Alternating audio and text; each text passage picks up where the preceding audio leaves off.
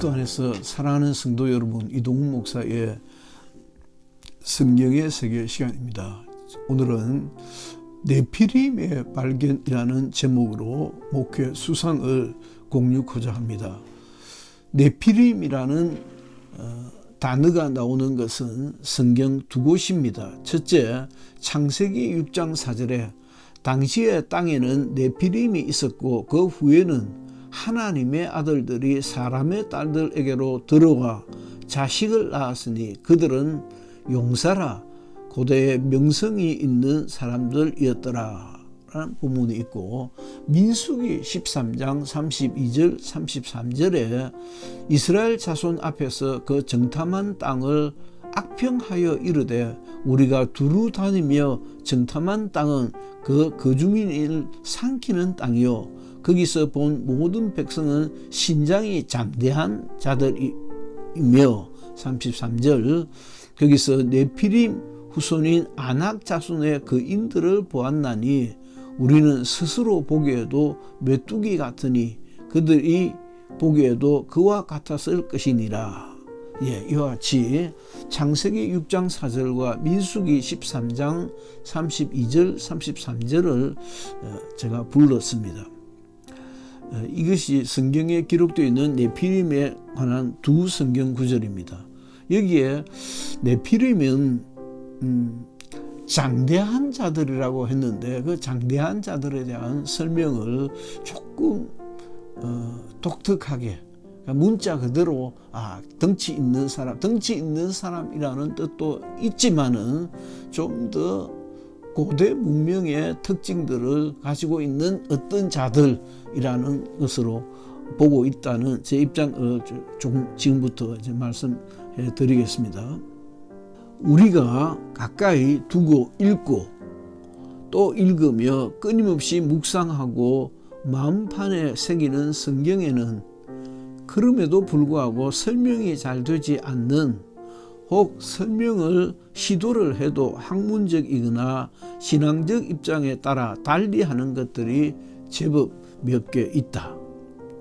네피림에 대한 해석도 그중 하나다. 네피림은 킹 제임스 버스는, 킹 제임스 여기에는 험정역이라고 하지요.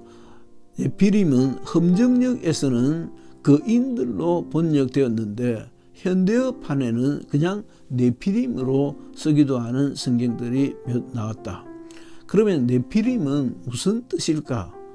네피림이 왜 주목을 끄는지를 간단히 살펴보면 네피림은 히브리어 나팔로 넘어지다라는 뜻을 가지는 것으로 추정되나 확정할 수 없는 큰 의미가 없는 뜻이라 할 수 있겠다. 의미가 없어서 없기보다는 딱히 뭐라고 이게 확실하게 확정 지을 수 없는 것이기 때문에, 미확정된 것이기 때문에 그걸 어디서 그런 근거가 있더냐라고 따진다면 어디서 근거가 있더라라고 할 수 없는 것으로 인해서 크게 중요한 것은 아니고 그냥 넘어가자라는 말입니다. 민수기 13장 32절 이하에서는 신장이 장대한 자들로 소개하고 있다. 거인들이라는 말이다.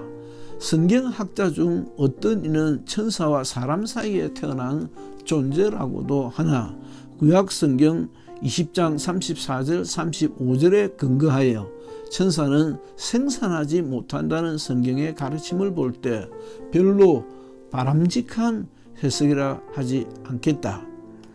아무튼 신화적 해석에 관심을 가지는 분파가 있기는 하나 크게 설득력을 가지지 못하는 편이다.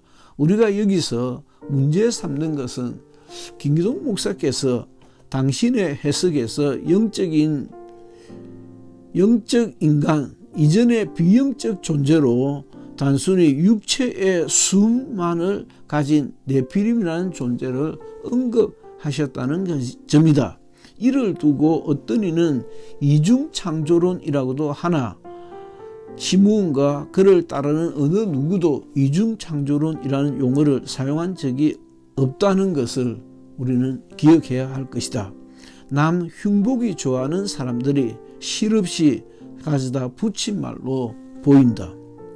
문제는 이렇게 아담의 창조 이전에 그리고 생물학계에 알려진 만큼의 장구한 세월의 흐름 속에서 그리고 고대 인류 혹 원시 인간 곧 현생 인류 이전의 인간을 인정하는 것이 불가피하다면 네피림이란 비영적 존재의 설정은 유인원이나 비영적 존재로서의 인간과 영적 존재로서의 인간 사이의 연결고리로 네피림을 설정한 것은 대단한 영적 해석이며 파악이고 학설이고 주장할 수 있겠다 하는 점이다.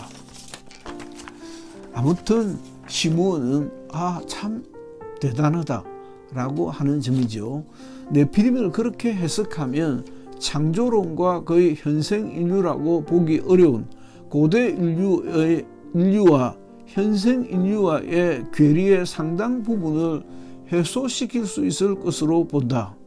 창조론과 진화론에 만나기 어려운 지점 중에 하나가 시간의 차라고 하면 네피림은 상당한 가교 역할을 해볼 수 있을 것으로 보인다. 이는 단순히 시간적인 면만이 아니라 영적, 비영적 존재 간의 간극을 해결할 수도 있고 현생 인류로의 발전 과정에서 나타나는 인지의 발달이라든지 그러니까 네피림 이전의 인지와 네피림 이후의 인지가 많이 발달한 것을 네피림이라는 존재를 둠으로써 네피림을 근거로 인지가 좀 덜 돼 있는 그런 육체적 인간이 있었고 인지가 상당히 발달한 영적 존재일 뿐만이 아니라 인지가 상당히 발달한 존재를 설정할 수도 있지 않겠나는 것입니다.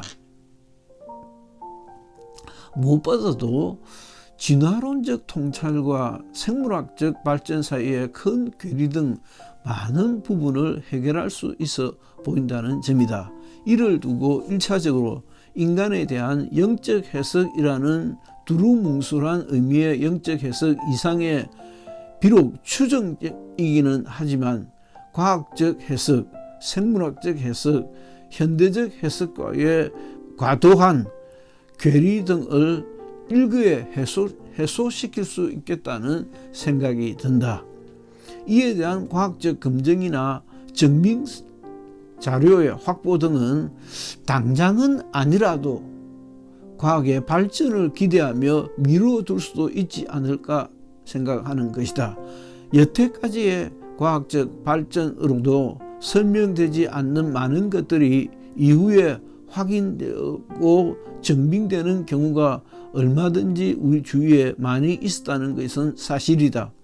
유인론에 대한 억측 역시 상당 부분 해석이 가능해진다. 장대한 최고의 비영적 고대 인류를 설정하는 것은 무리라기보다 더 합리적이고 가능한 연결고리로 보인다는 점이다. 하나님이 인간의 발전 과정에서 장구하다고 하신 것을 신체적으로만 제한하지 말고 영적, 비영적 단계로 구분한다든지 혹은 학문적, 인지적, 과학적으로 발전하는 과정으로 구분하면 상당 부분 의문이 풀려질 수 있을 것이다. 이를 다시 성경 해석상의 성령의 조명이라든지 하나님의 지혜와 통찰로 볼 수도 있지 않겠느냐고 제의하는 바다. 이는 이동훈 목사의 생각이다. 아담의 창조 이후 현생 인류의 출현까지 해서 어느 시점에서 인간으로 봐야 할까?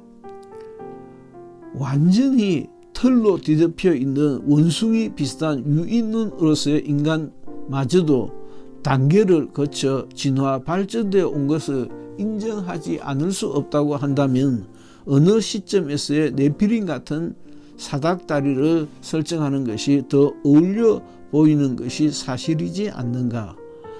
우리가 아는 바 시므온은 학문의 깊이가 많다든지 또 학문에 굉장한 업적이 있는 분이 아니라는 것이다. 그러면서 그는 대단히 지혜와 능력과 영감과 탁월한 주의 종이었다고 우리가 인정한다. 따라서 그의 해안에 공감하고 놀라게 된다. 이를 하나님의 지혜로 인정해 주는 것이 무리인가 아니면 더 적당하지 아니한가의 차이점이라 하겠다. 고대 인간의 직립보응을 하게 되는 어느 시점부터 현생 인류에 가장 근접하는 영이 없던 네피림을 벗어나 하나님의 영을 입은 영적 존재가 된 것이 아닐까 하는 강한 추정을 해보는 것이다.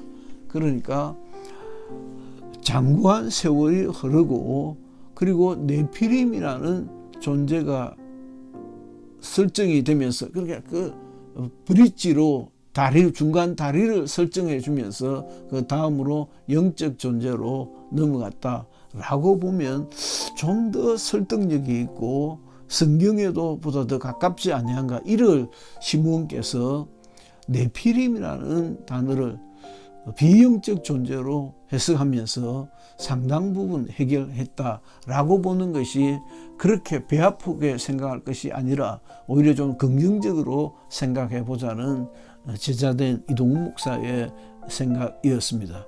감사합니다. 이동훈 목사의 성경의 세계 시간이었습니다.